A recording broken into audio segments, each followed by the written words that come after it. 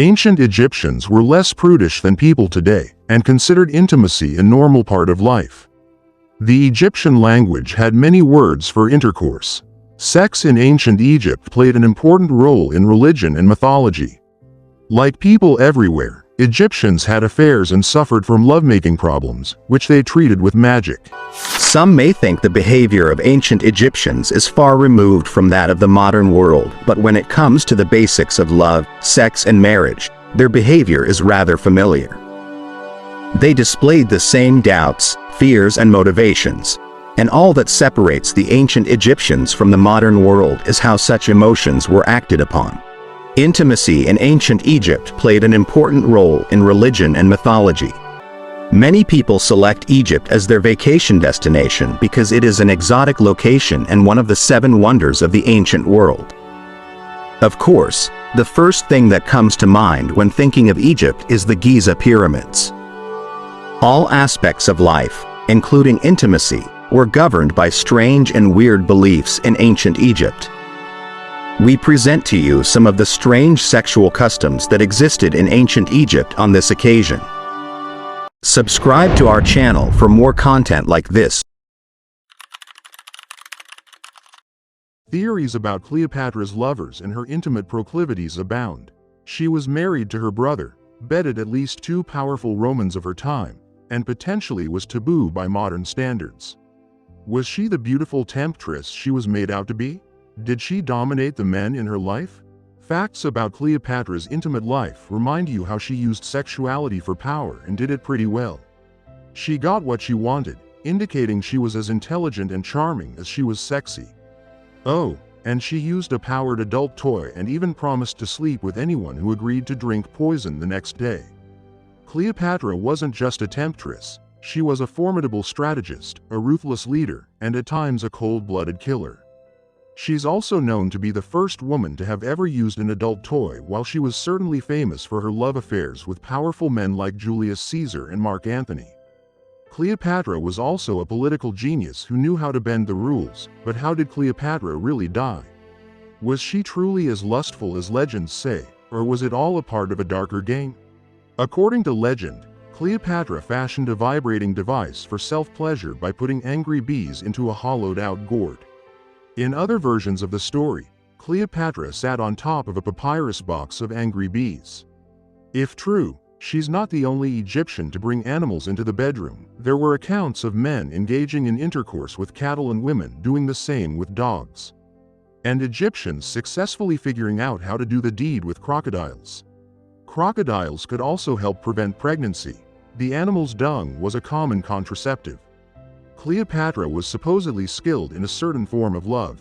Making Cleopatra was known as Marion by the Greeks, a term that literally translates to she who gapes wide for 10,000 men. According to legend, she filleted 100 men in a single night. She supposedly used her affinity for this act to seduce Julius Caesar. Cleopatra was probably the product of inbreeding. Cleopatra was the daughter of King Ptolemy XII Auletes Ptolemy, a Macedonian who became the king of Egypt in 80 BC. The identity of Cleopatra's mother is not known for certain, but it was either one of Aleta's concubines or his sister's wife, Cleopatra.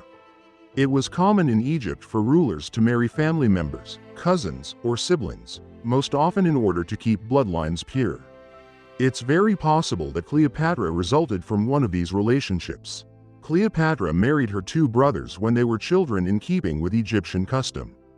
Cleopatra married her brother, Ptolemy XIII, after her father passed away in 51 BC. Her father designated Cleopatra and her brother as co-regents before his passing because, by Egyptian law, she had to have a male co-ruler at the time of their marriage. Ptolemy XIII was between 10 and 12 years old, something Cleopatra used to her advantage. She quickly pushed aside her brother issuing administrative documents in her name only and putting her likeness on coinage. After 3 years of this, however, Ptolemy XIII forced Cleopatra into exile. She fled to Syria, where she seduced the Roman general Julius Caesar and persuaded him to recapture the Egyptian throne on her behalf. Ptolemy fled and later perished when Cleopatra returned to Egypt. She married her other young brother, Ptolemy XIV, somewhere between 11 and 13 years old at the time. Cleopatra and Ptolemy co-ruled until Ptolemy perished in 44 BC. After that, Cleopatra co-ruled with her son by Julius Caesar, Caesarion. Cleopatra organized intimate parties that lasted for days. Cleopatra supposedly arranged weeks-long, sexually charged parties with her lover, Mark Antony. They founded a group known as the Inimitable Livers, or the Society of Inimitable Livers, who lived the good life. According to historians, they engaged in endless debauchery and folly. They feasted, played games, and partied on the outskirts of Alexandria, most likely. A cult dedicated to the god Dionysus. They often staged lewd theatricals in which people danced nude while drinking to excess. She tried to seduce a herd of Jews, and it almost got her. Cleopatra and Mark Antony, her Roman lover, parted ways for a time while the latter fought in Armenia. Cleopatra made her way to Judea, where the great client king of Rome already resented her because Antony had given Cleopatra much of his land. This didn't stop her from having a criminal conversation with Herod. Herod was not sure how to respond to Cleopatra's advances and called together a council of friends to decide whether he should end her life for making such treasonous advances. The council talked him out of it, saying Antony would retaliate. They thought Antony would be better served if she were out of the picture, but he followed their advice and simply escorted Cleopatra to Egypt. Cleopatra had Mark Antony wrapped around her finger. Cleopatra's power over Mark Antony apparently knew no end. The two began their affair in 40 BC, and a year after forming a political alliance. Either way, Antony resided in Alexandria with Cleopatra for a time. Before returning to Rome, he married Octavia, sister to the Roman Emperor Octavian, then returned to Egypt, where Cleopatra had given birth to their 2 children. The pair went on to have a total of 3 children together as the relationship continued. Octavian and Antony barely managed to keep peace between them as they vied for power in the Roman Empire. The debauched life Antony and Cleopatra were said to be leading, combined with the slight to Octavia, drove Octavian to declare war against Cleopatra and strip Antony of his powers in 32 BC. Cleopatra is most proud in the matter of beauty and having the beauty of the damsel, but there are mixed accounts of how much of that beauty was real and how much was propaganda. Based on the coinage with Cleopatra's profile on it, she had a large nose and chin. It's possible she wanted herself to be presented in a form that displayed power rather than was constantly vilified by poets and historians. Poetry produced during the time of Octavian placed her in opposition to the emperor's sister, Octavia, the slighted wife of Mark Antony. Cleopatra was mocked as a greedy, hedonistic Egyptian who benefited from a scandalous marriage. Those who characterized their own attendants as juvenile claimed she visited cat houses at night, painting her as a prostitute. Cassius Dio, a 2nd-century Roman historian, called her a woman of insatiable sexuality and insatiable avarice. Her relationship with Julius Caesar was adulterous for both of them. Depending on the source, she is said to have immediately captivated him at the time Cleopatra was married to her brother and co-ruler, Ptolemy XIII. She was only about 21 years old at the time, but Caesar was well in his 50s and on his 3rd wife Cornelia in triumph, so he didn't rebuke her directly. Before he could transport her, however, she took her own life. Cleopatra's early life. Cleopatra was born in 69 BC to Ptolemy XII and likely Cleopatra VII Tryphena, both members of the Ptolemaic dynasty. This was a family that originated from one of Alexander the Great's generals, Ptolemy I, so they ruled Egypt for nearly 300 years. However, the Ptolemaic reign wasn't exactly stable. It was marred with internal strife, political upheaval, and impacts. On young Cleopatra's life during her early years, Cleopatra displayed signs of exceptional intellect. If there's one thing you must know about her, it's that she's not just a pretty face. This child prodigy was tutored by some of the best scholars in Alexandria, excelling in both politics and personal relationships. It was said that she was fluent in at least 9 languages, including Egyptian, Ethiopian, Aramaic, Median, Parian, Greek, Latin, and even in the language of cave dwellers. What's even crazier is that she was the first of the Ptolemies to be able to speak Egyptian, which might sound strange given they were ruling Egypt, but others didn't even bother to learn the local language. She was also well versed in mathematics, astronomy, and philosophy. This is the same lady who would go on to have an intimate party with 106 men. Later, something which we'll talk about in a few minutes, but was she really beautiful? Shakespeare wrote, "Age cannot wither her, nor custom stale her." That she might not be as beautiful as everyone thought, but she was irresistibly charismatic, and boy, was she rich. We're talking about billions here. If we try to figure out her net worth in today's money, the estimate is somewhere around 96 billion US. Cleopatra's tub wasn't filled with water. Oh no, she was taking baths in donkey milk. Yeah, you heard that right. 700 donkeys were said to be milked to create the liquid in which she bathed, but it wasn't just for kicks. Donkey milk was believed to be packed with proteins, fatty acids, and vitamins that make your skin glow like the Egyptian sun. Cleopatra used a blend of sweet and savory matter and metal to create her iconic eyeliner, taking the smoky eye look to a whole new level now. Was Cleopatra naturally beautiful, or was it all smoke and mirrors, or should we say, suit and milk descriptions of her? Hello, Cleopatra's crazy personal life may vary. Julius Caesar comes into play. Cleopatra knew she needed Roman military support to reclaim her throne, so she famously had herself rolled up in a carpet and smuggled into Julius Caesar's quarters. Now imagine the scene. Caesar unrolls the carpet, and out comes Cleopatra, ready to negotiate the future of Egypt, but more on this story later. Caesar was intrigued by her both personally and politically and allied with her against her brother husband, Ptolemy XII, who met a grisly end drowned in the Nile while attempting to flee after losing the Battle of the Nile against Caesar's forces. Did Cleopatra mourn him? Historians doubt it. His death made her the unchallenged ruler and helped her solidify her relationship with Rome, particularly with Julius Caesar. It was a win-win, well, if you don't count the dead brother-husband, of course. Her other siblings didn't fare much better. Her younger sister, Arsinoe IV, initially escaped Caesar's capture and declared herself queen. She led a rebellion against Cleopatra and Caesar during the siege of Alexandria but was eventually captured and sent to Rome. Surprisingly, she was spared immediate execution only to be killed years later, likely at Cleopatra's request. But wait, there's more. Cleopatra had another brother, Ptolemy XIV, whom she married after Ptolemy XIII's death. Convenient, isn't it? After Caesar was assassinated, she poisoned Ptolemy XIV to make way for her son Caesarion to become co-regent. Ptolemy XIV's death is often viewed as one of the most calculated acts Cleopatra ever committed. She eliminated the last potential threat to her and her son's rule, clearing the stage for a new chapter in her controversial reign. Cleopatra was the final pharaoh of ancient Egypt, and while she was famous for many things, her endless desire for crazy intimate acts is often overshadowed by Cleopatra's personal life, which was full of terrible sexual conduct that would be considered forbidden even today. According to historical accounts, Cleopatra would have intercourse with anybody who agreed to be killed the next morning, and she once had an orgy with 106 men at once at a brothel and left feeling unsatisfied. And she once had an adult party with 106 men at once at a brothel and left feeling unsatisfied. One of the most well-known monarchs was rumored to have been a sexually promiscuous woman who exploited her attractiveness to win over men and entire kingdoms.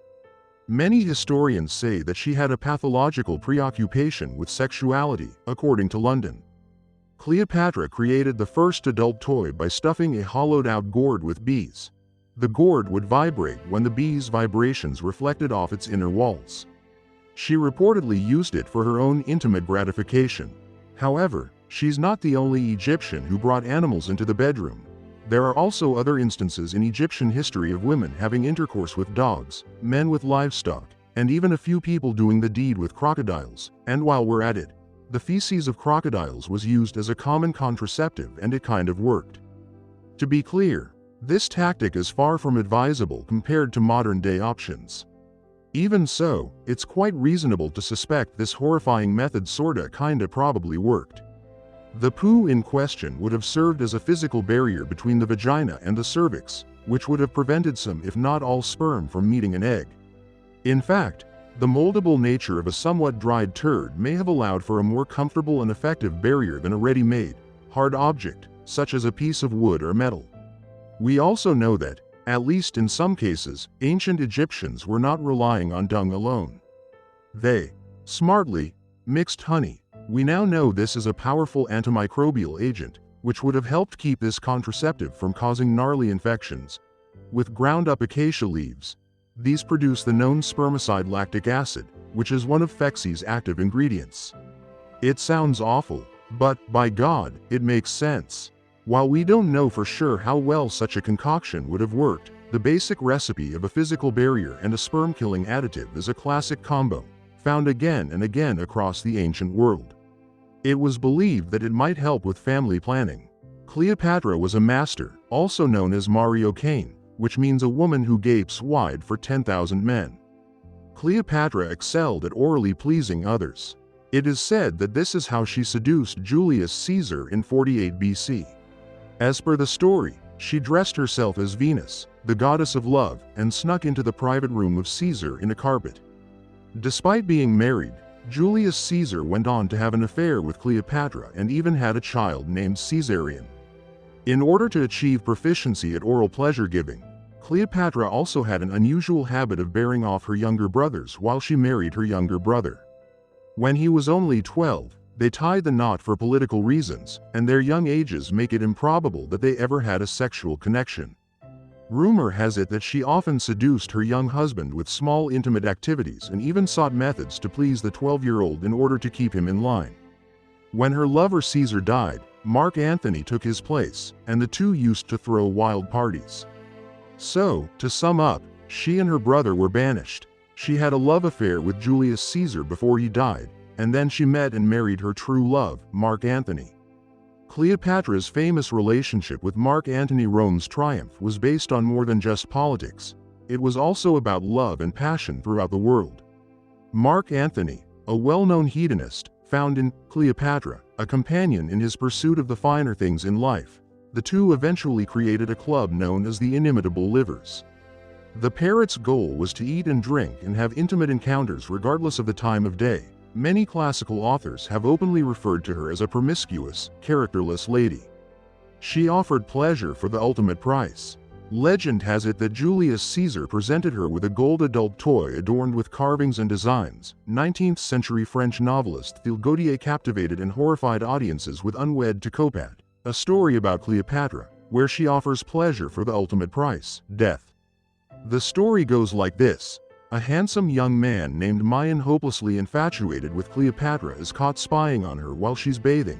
The penalty for spying on the queen naked is death, but Cleopatra promises him that they'll spend one night together under the condition that he will drink a cup of poison in the morning. Cleopatra takes him to one of her lavish parties where there are belly dancers and exotic performers. Cleopatra herself even performs a dance for him in the morning. He drinks a cup of poison and dies. Then Marcus Antonius arrives and asks Cleopatra why there is a dead body on the floor. She simply replies that she's been testing poisons, and Marcus Antonius thinks nothing of it. She also orchestrated an event called the Banquet of Isis, where, among the flowing wine and tasty food, the Queen of the Nile used people for an evening of pleasures. Masked men and women, distinguished guests from lands near and far, were led to private chambers filled with the scent of jasmine and the echoing strains of music. Legend says that Cleopatra herself was at the center directing the feast while indulging her desires, freely embodying the goddess Isis in human form. It was rumored that Cleopatra sought knowledge and experience from these nights, collecting secrets, fulfilling desires, and using the power of attraction to secure the throne. And hey, if you've been watching this video so far, please smash that like button and subscribe to my channel. Your support keeps us going. Now that we have uncovered the darker side of Cleopatra, it would be a shame not to tell you about her feats as well. She was a great leader, after all. Now let's dive in. Cleopatra ascended to the kingdom on the brink of economic collapse thanks to years of mismanagement by her forebears. She was no armchair queen, though she got down to business literally to put Egypt back on the map as a global economic powerhouse. Cleopatra launched a series of audacious reforms. She bolstered agriculture by overseeing the construction of vast irrigation systems. She also recognized the immense trade potential of the River Nile and capitalized on it, developing it as a major trade route to make Egypt richer and more prosperous. Cleopatra also introduced a new coinage system that was both strategic and symbolic. Prior to her reign, Egypt's monetary system was, to put it mildly, a mess. different weights, different metals. It was a financial nightmare. Cleopatra revamped it all, standardizing the weight and purity of the coins. She was also the first of the rulers to issue coins with her image alone, breaking the traditional brother-sister images on the coins. It was her way of saying, "I'm the one in charge here now, on to trade relations." Cleopatra knew that in order to elevate Egypt to its former glory, she would need allies, so she turned on her diplomatic charm. She strengthened trade ties with Arab kingdoms to the east and the Roman Empire to the west, and she didn't just export grain and papyrus. Cleopatra's political life was savvy enough to realize the value of exotic goods like perfumes, textiles, and even wild animals in boosting Egypt's aura and, by extension, its economy. She was also notorious for spreading fake news to trick her enemies into thinking that Egypt is struggling, a rumor here, a little gossip there, and boom, her enemies would be too busy defending their reputations to be an actual threat. It was psychological warfare, and she was a master at it, but enough about her caring about the nation. Did you know that this girl could fight? Too well, not literally, but in every other way possible. Take her involvement in the Parian War, where her significant other, Mark Antony, bit off perhaps more than he could chew in his military escapades. Cleopatra wasn't just there to offer emotional support. She was the wallet of the supply chain. The crucial backer, her financial and logistical contributions made it possible for Antony to even contemplate such a campaign. She provided grain, hardware, and even joined him despite being heavily pregnant. Then came the legendary conflict against Octavian, later known as Augustus the Young Roman UPS. Stark Cleopatra pulled out all the stops, including contributing 60 warships to Antony's fleet at the infamous Battle of Actium, though the duel suffered a devastating defeat that essentially sealed their fates. Cleopatra's commitment to naval warfare showed her strategic thinking and determination. Plus, can we take a moment to acknowledge that she was one of the few women in history involved in naval strategizing at this level? Talk about relationship goals. Foreign life wasn't all glitz and glam. It was fraught with danger. Various plots were hatched to take her life, some even originating from within her inner circle. One such rumor tells of a plot involving a poisoned robe that was intended to be wrapped around her. However, Cleopatra got wind of it and, in a fascinating twist, had it tested on a prisoner first, according to historians. There were more than 50 assassination attempts on her life. How did she manage to evade all these attempts? Cleopatra had an extensive network of spies, both Egyptian and Roman, embedded deep within her court, and beyond that, she became increasingly reliant on a few trusted advisors, and rumor has it she even had them taste her food for poison before any public event. Let's set the stage. The year is 31 BC, and we're off the western coast of Greece. The Battle of Actium is about to begin, a naval showdown that would ultimately mark the downfall of Cleopatra and Mark Antony. It's a battle of egos and tactics and naval supremacy. Antony, supported by Cleopatra's fleet, was prepared to go head-to-head against Octavian. Antony's legions included 193,000 men, who then combined with Cleopatra's forces and for Octavian 200,000 legionnaires and 450 warships. And even though the numbers looked quite similar, the battle was not really even. It's even said that some of Antony's own forces changed sides, the result a catastrophic defeat that would resonate throughout history. This war saw nearly 130,000 Roman and Egyptian men die. What followed was the Pax Romana, a period of Roman peace lasting 200 years post-Actium. Antony and Cleopatra fled back to Egypt, but the damage was done. Their defeat led to a significant strain on their relationship and a crumbling of alliances. Their dreams of ruling Rome and Egypt together were going up in smoke, and so was their relationship. Antony was already a broken man, but the defeated Actium was the last straw. Report of his erratic behavior became the stuff of legends. Then came the suicide, a blade to the abdomen, a life bleeding away. Mark Antony was convinced that Cleopatra had already killed herself and chose to join her in death, except she hadn't. Octavian entered Alexandria, and Cleopatra was captured. Now, rather than being paraded in the streets of Rome as a trophy, Cleopatra sought to negotiate her way out of humiliation. She used every card she had, charm with political acumen, but Octavian was unmoved. Now here comes the shadowy part, the last act, shrouded in a cloud of unanswered questions. How did Cleopatra die? The common tale is that she used an asp, a poisonous snake, to end her life, but think about it. Cleopatra was too smart to leave anything to chance. Some even say that Octavian had her secretly murdered.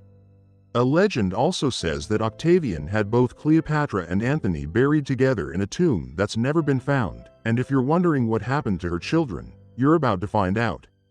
During the war, she sent her son, Caesarion, off to India, but when the war was finally over, Octavian somehow tricked him into coming back to Rome and told him that it was safe, but obviously then he said too many Caesars are not good and had Caesarion executed. Her boy and girl twins were forced to be paraded through the streets of Egypt during Octavian's rule with the sculpture of their mother beside them. What a tragic ending indeed. The boy mysteriously disappeared, and her daughter went on to become a powerful woman after marrying King Juba II of Numidia. As one of the most riveting figures in history, Cleopatra's life was a labyrinth of seduction, power, and cunning. But what if I told you that her most enduring mystery is not her life but her afterlife, or rather the lack of a final resting place? Despite endless quests and numerous archaeological digs, Cleopatra's tomb remains one of history's greatest unsolved puzzles. Several expeditions have claimed to be on the verge of discovering her tomb. Some focus on Taposiris Magna, an ancient temple near Alexandria where Cleopatra and Mark Antony were believed to have been hidden from Octavian's forces. Others speculate that she could be buried in a location far removed from Egypt to keep her resting place a secret. Some suggest that Cleopatra's tomb is underwater, submerged with parts of ancient Alexandria due to earthquakes and tsunamis. Others propose that her tomb might be under the modern cityscape of Alexandria, perhaps lying beneath a shopping mall or apartment building. So folks, if there's one thing we can agree on, it's that Cleopatra was a woman cloaked in shadows, leaving us with more questions than answers. Her life was a dizzying blend of scandal, political maneuvering, and seduction, all executed with a degree of intelligence that was nothing short of inspiring. From her labyrinthine rise to power to her bewildering love affairs to the shrouded circumstances of her death and the vanishing act of her tomb, Cleopatra remains one of the most enigmatic figures to have ever lived. And yet for all her mysteries and dark exploits, we cannot deny that she was an extraordinary woman, an astute politician, and a visionary ruler who wielded enormous influence in a world dominated by men who liked her or hated her. Cleopatra's legacy is unmatched. She continues to fascinate. While the Christian view that the cosmos was formed by one God contrasts with Egyptian belief that the world was created by many gods, the tale that the Egyptians disseminated about the beginning of the world is quite odd. The Egyptians had their own creation myths, just as several other nations. Egypt's population had a wide variety of deities they worshipped, and they spread a strange creation tale. The very first Egyptian god was Adam, who created himself. He had no wife, so in order to beget his children, Shu and Tefnut, he masturbated. The sexual rituals that the Egyptians performed gave rise to stories because they thought that masturbation was the act that gave rise to life. In actuality, masturbation was a common part of these rites. In addition to being a representation of life and fertility, the Nile River was used by the Egyptian pharaohs for ritual masturbation. Instead of viewing life's events as taking place in a linear order, he saw the world in a circular pattern. Numerous Egyptian myths contain tales about fertility because the Egyptians were so preoccupied with conception and creation.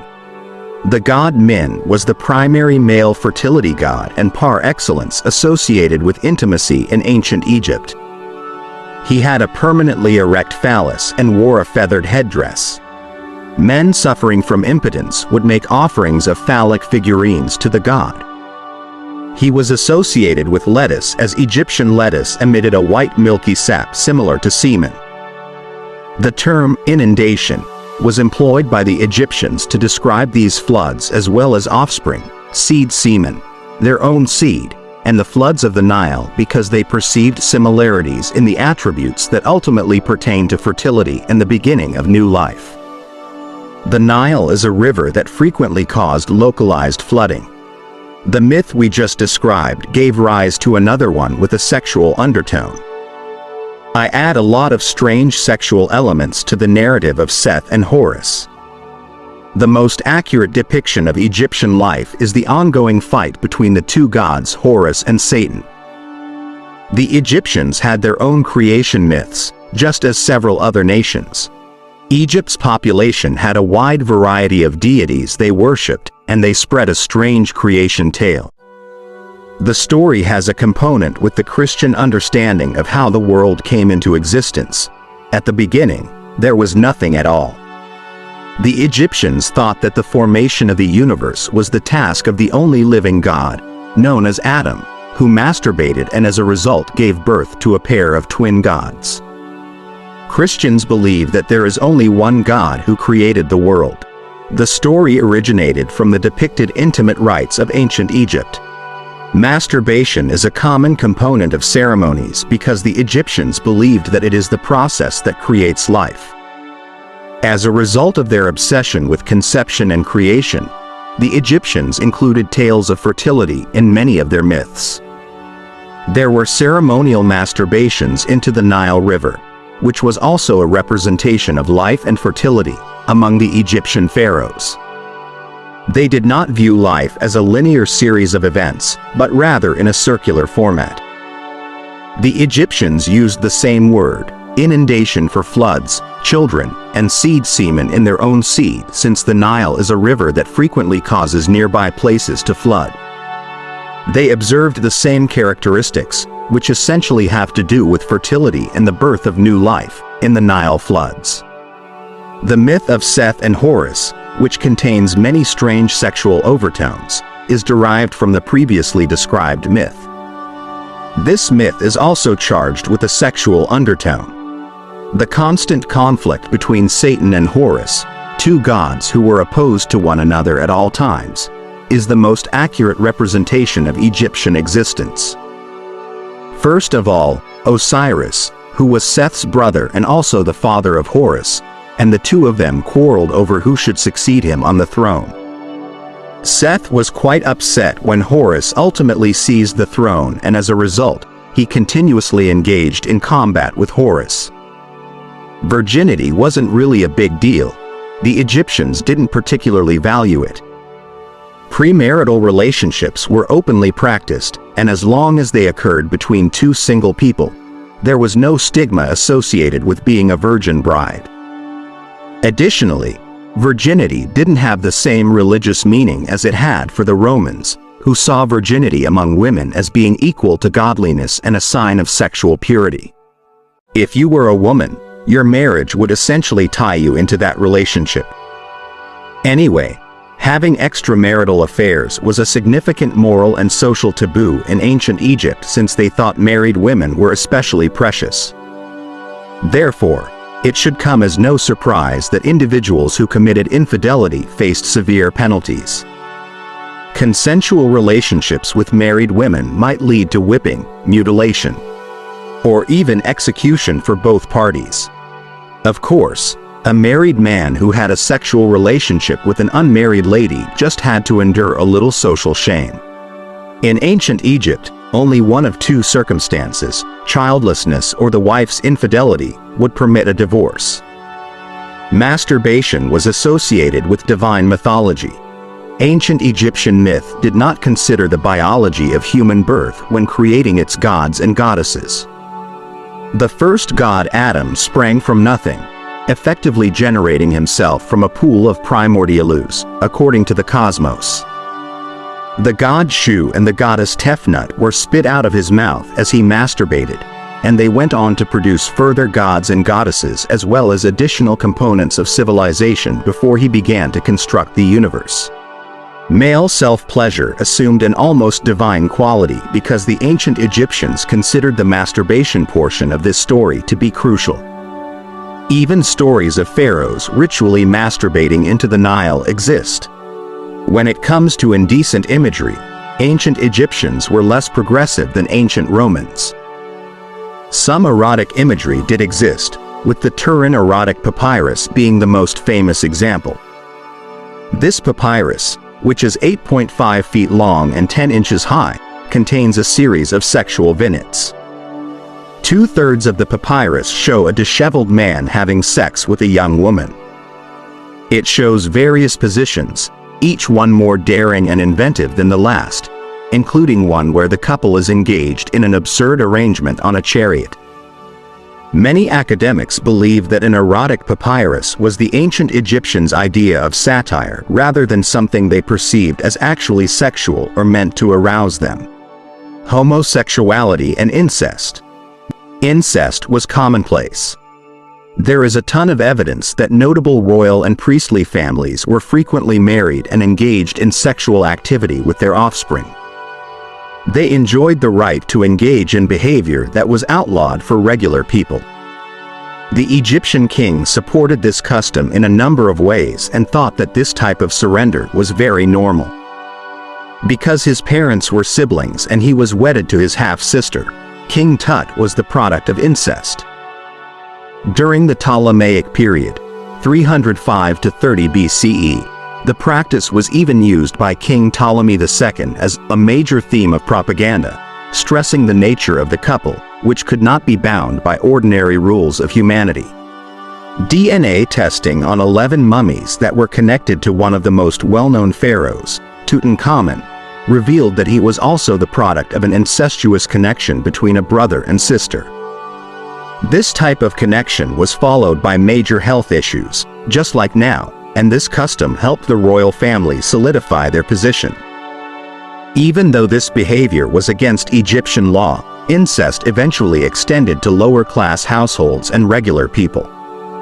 The results of the DNA analyses show that Tutankhamun was, beyond doubt, the child born from a first-degree brother-sister relationship between Akhenaten and Akhenaten's sister. However, the incestuous relationship between Akhenaten and his sister may have had other consequences. Pharaoh Tutankhamun suffered from congenital equinovarus deformity, also called clubfoot. The tomography scans of Tutankhamun's mummy also revealed that the pharaoh had a bone necrosis for quite a long time, which might have caused a walking disability. This was supported by the objects found next to his mummy. Necrophilia. Due to their obsession with life, the Egyptians gave a lot of thought to the afterlife, or life after death. There are several oddities regarding the ancient Egyptians and death. Necrophilia was a significant aspect of Egyptian culture, as evidenced by the testimony of the renowned Greek historian Herodotus. Herodotus claimed that some people delayed releasing the dead for a number of days because the embalmers had a habit of having sex with the dead. Embalmers did not want to have sex with such corpses because after a few days the body would already start decaying. Herodotus wrote extensively about this practice, thus it is certain that it was widespread in ancient Egypt. In mythologies, necrophilia was frequently depicted. We discussed the narrative between Seth and Horus.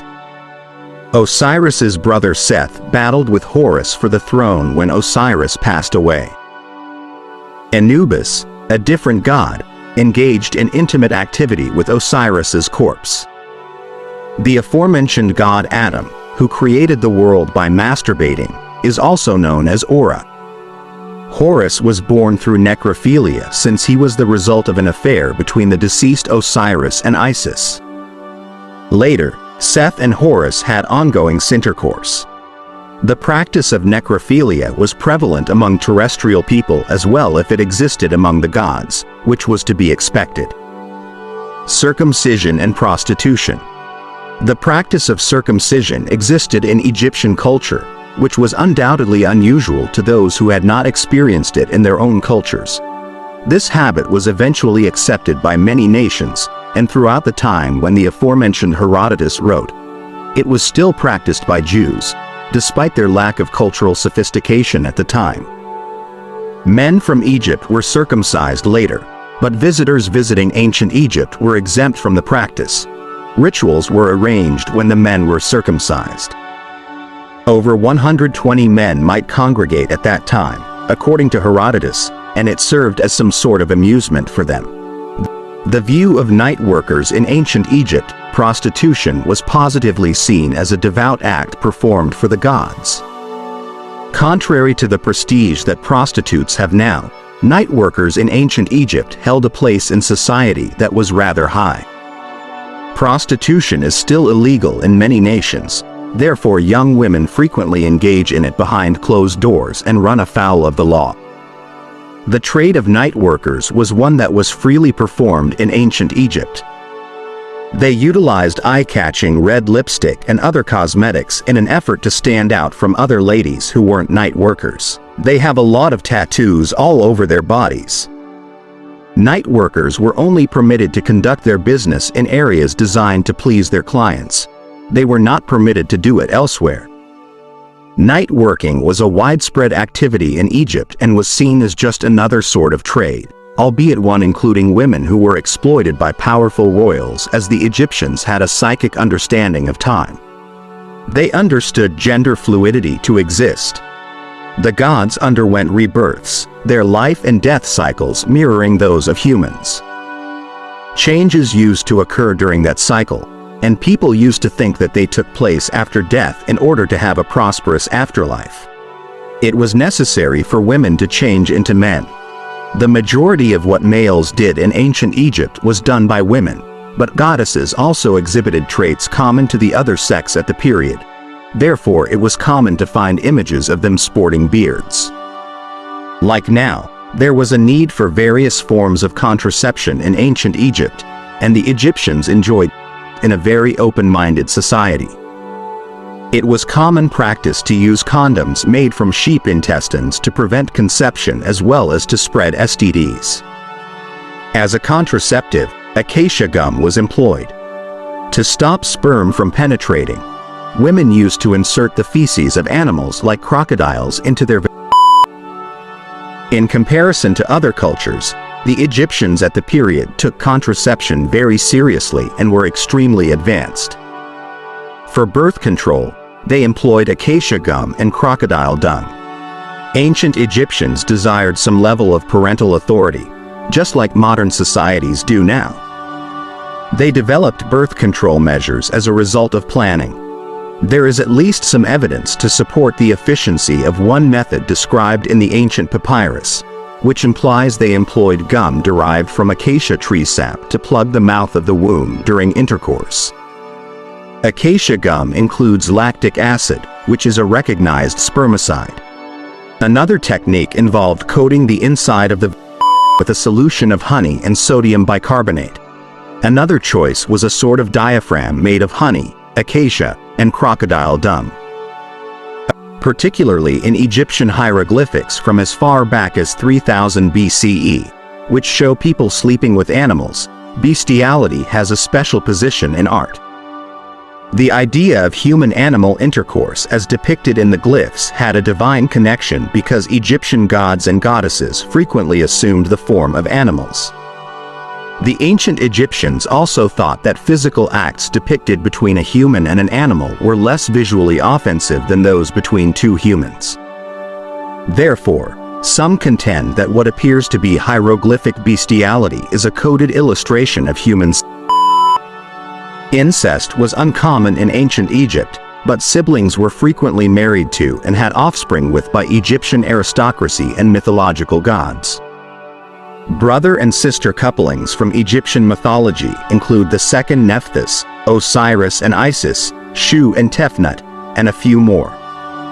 Because Egyptian nobility enjoys imitating the gods, they regularly wed one another. That's it for today. Thanks for watching.